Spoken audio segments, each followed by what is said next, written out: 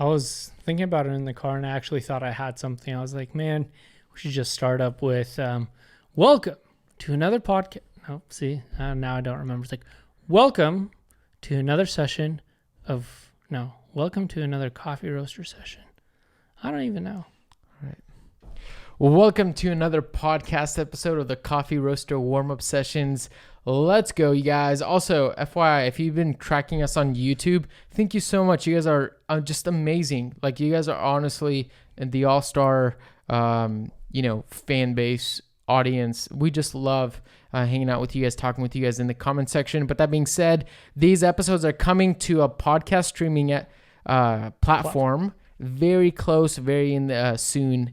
In the near future. So hopefully then you'll be able to listen to this on your drive, doing the dishes or whatever you want, whatever you're doing without having to have the video open. So we're working on that. So stay tuned for those updates. But anyways, we're going to have a cup of Joe like always. You know what? Yeah, let's see what we have going on here.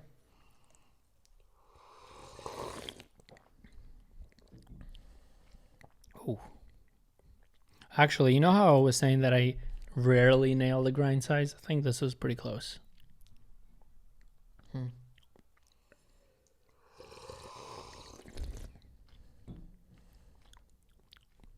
This isn't the fresh coffee? It tastes a little fresh to me. Oh, it's fresh. It's fresh? Yeah. It's fresh. A little metallic. Yeah, it's quite a bit metallic. Yeah. It's kind of hindering.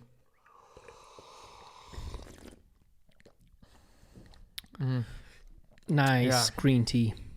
Little green tea, that nice acidity for the most part. It's also pretty roasty. It is.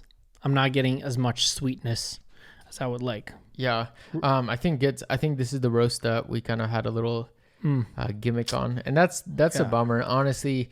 That being said, like, not everything goes as planned. No. Honestly, there's been times when you just fire up a roast and you realize, oh crap, like I just loaded a 15-pound batch instead of a 10. Or, when I was like, yeah, sure, let's start the roast off with gas 6 when it should be gas 7.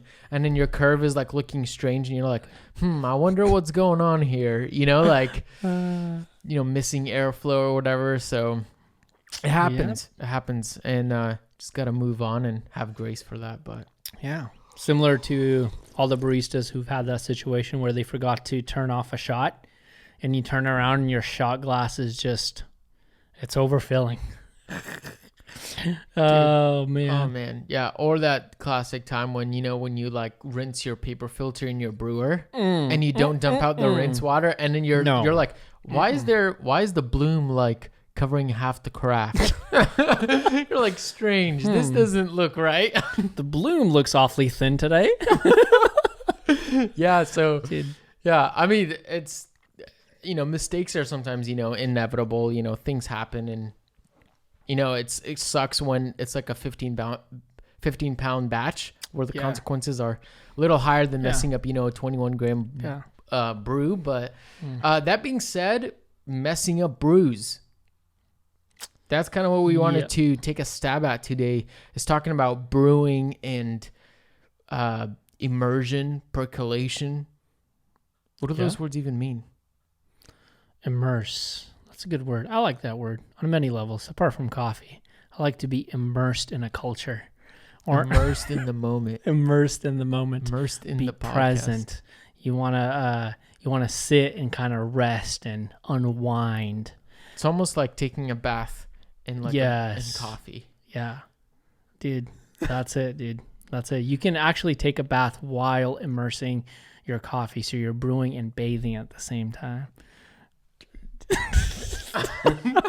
Bathtub brews. And that's why that is much more tastier than percolation. Dude, perk. Okay, yeah. Dude, percolation always reminds me like the actual like short word perk, Dude, he's got perks, or they've got perks. Yeah. Like, you know what I mean? It's and that's what we wanted to talk about, is like the difference between immersion and percolation. What are the perks of immersion brewing and percolation brewing? Exactly. And then what that means, for us, and how can is our pour overs even better than, say, something like French press? So immersion, Let's define that, and then Yeah. percolation. To keep it simple, I would say immersion is when coffee and water just rest Literally, together, you're bathing. literally bathing. Yep.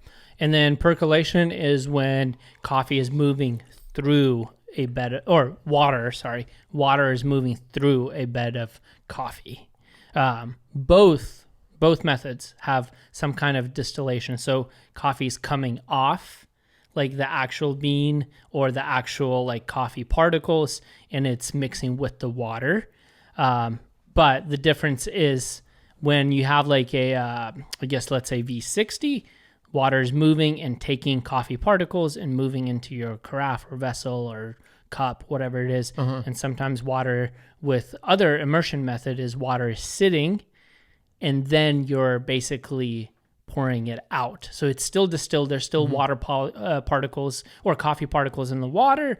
It's just not moving. So Yeah, so percolation, a couple examples of that is pour overs. Batch brewer, you hit a button on your coffee maker and the water just goes through your coffee grounds, and then you have a pot of coffee. Yep. Espresso. Espresso, water going through a puck, a small one with a lot of pressure. And then you have something funky because you mentioned espresso. Then you have this weird thing where now we have Aeropress. Yes. Is it a puck of coffee, water going through the puck, or is it water chilling, being immersed, using immersion, just hanging out and extracting, and then you push it through? And that's kind of like the bridge, which we'll talk about way later at the podcast. But on the other side, then you have stuff like French press. You pour hot water and the water is just steeping. Yeah. Right? Would you consider instant coffee immersion? Well, it's dissolving, yes. But it's also breaking up to the point where there is no coffee grounds. Yeah. And are they extracting? I don't know. I think instant that's a good curveball. Yeah. I'm not really sure. I don't understand fully the I don't science of instant coffee. Yeah. I guess it's dehydrated brewed coffee. Is that what it is?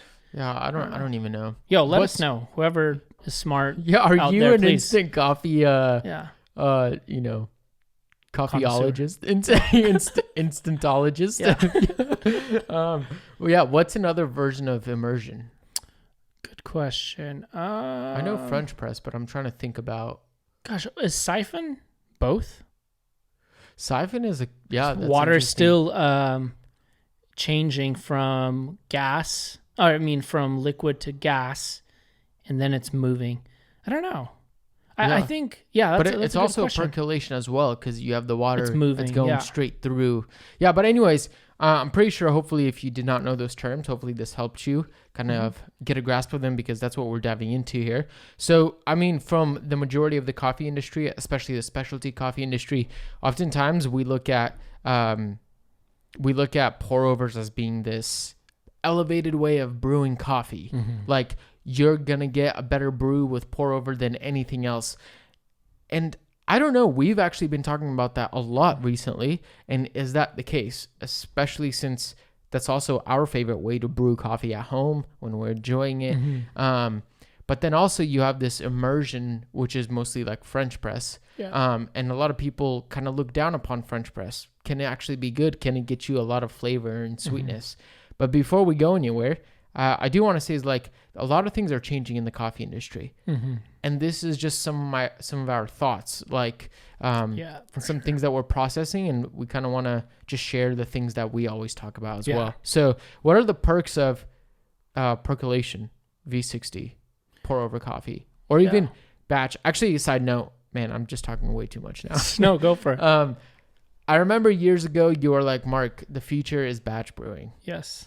And I was like, no, I can't see that. Pour overs forever. Like we need a hand pouring water over.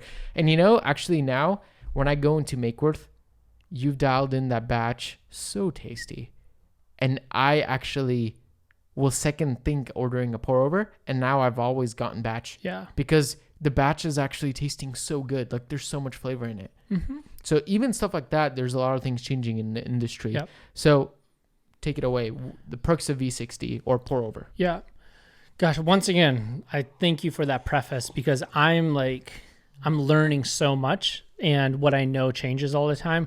So I don't want to be like, oh, I'm absolutely right on this. This is what I've noticed to a degree. So please, folks, correct me if I'm wrong. I'd love to have a conversation about it. But from my understanding and from what I've noticed in my experience is that percolation usually gives me a higher extraction yield, usually, in comparison to like a French press, right? Therefore, it's not a like hard, fast rule that the higher extraction yield percentage, so the more coffee you remove and the more coffee you have in your cup, then it's a better tasting cup. Some people then with extraction percentage goes the strength of the coffee. Some people don't prefer that, right? Some people prefer a weaker cup and sometimes with a lower extraction yield. Yeah. So you have to find that sweet spot. And I think within like V60, it kind of, there was a lot of variables at play. So it gave you an ability to tweak certain things. Like if you want a little more extraction, you can make your water a little hotter. Or if you want less extraction, cooler water. You can play around with ratios, but ratios is also not exclusive to percolation. But then there's flow rate, right? There's channeling. There's these different elements that you get to control. So therefore, the result of your brew will consistently change. You have the opportunity to tweak a lot of like variables that can manipulate it, and that you can dial in. Like when we're talking about pour overs, you can literally dial it in to taste preference, like very, very intricately.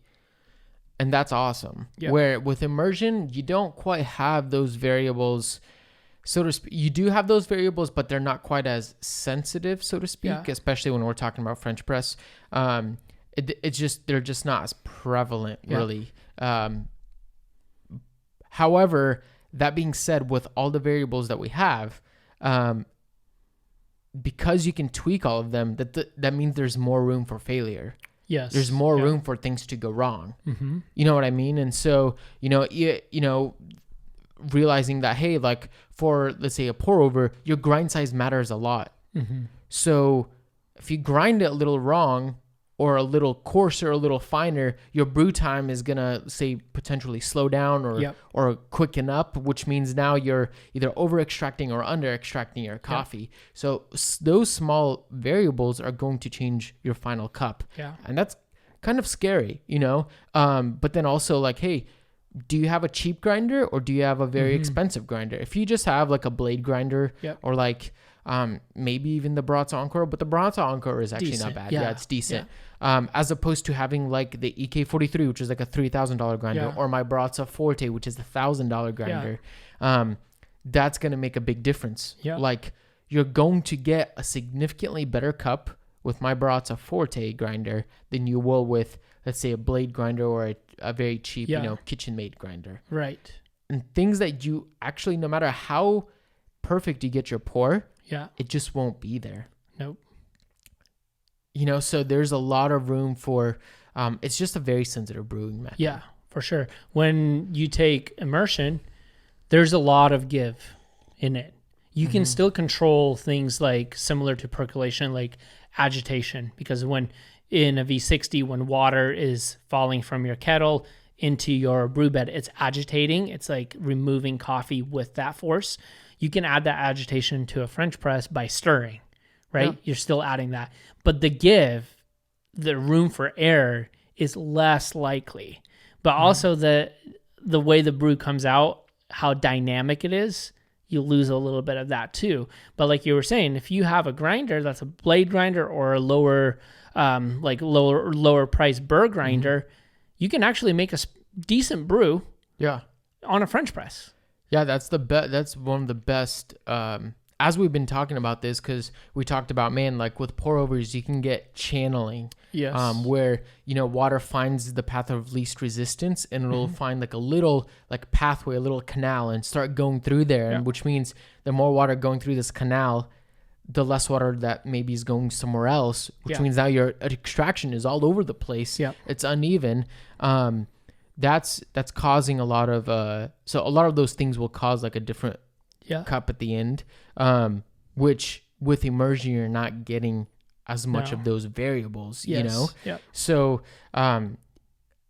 which we always talk about, because now it's like, wait, so is the French press really a better way to brew? It's a lot more forgiving.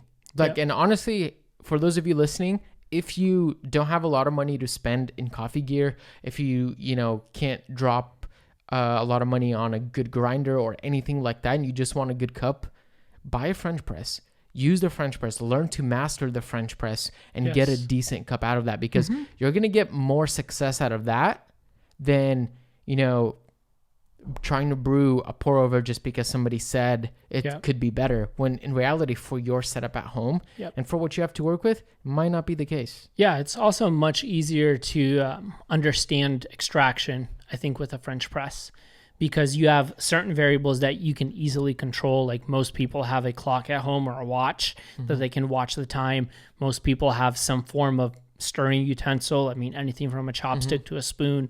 So you can see how different variables affect your extraction without having to have like a gooseneck kettle or a just pot of water. Like, I have a friend who was brewing French press, just boiling a pot of water, just a regular pot, not even a kettle, just boiling it, letting it sit for a little bit, pouring it, closing it, and letting it extract. So you can actually learn how different variables affect without investing much. So it's a great learning experience. Yeah, that's one of the more powerful things. I mean, now, we've always talked about like this tension of like, man, the V60, it's a great brew method. You can get, if with the right gear, with all the right intricate details, you can be able to dial in, like we were talking about, the flavor and get the most out of it, like to the detail T. But there's a lot of things that can go wrong. Like, even you and I, we're brewing and, there's a small little channel that's visible. Well, now your coffee's not tasting as great, or you mess up your grind size, like you were talking with batch brew. Yeah. But then the other side is the simplicity of the French press, but you're not getting the minute details of... Yeah. Might not be as dynamic. Yeah. So really there's this tension that's going on here, which brings us to the Aeropress. The Aeropress is this borderline between, okay, it's immersion because you're pouring water into your chamber and the coffee grounds are just sitting and soaking in water, which is great. You're already removing all the intricate variables of, percolation. But then things get complicated. You still have to get the water to go through the grounds and come out the other side. Right. What are some of the difficulties the difficulties of brewing with Aeropress? Yeah. But because you're combining the two, it adds its own source of complication. Yes. You know what I mean? Because we always stir our Aeropress, right? So there's another variable you have to control. On top of that is the pressing variable. You'll hear different recipes with how quickly you press.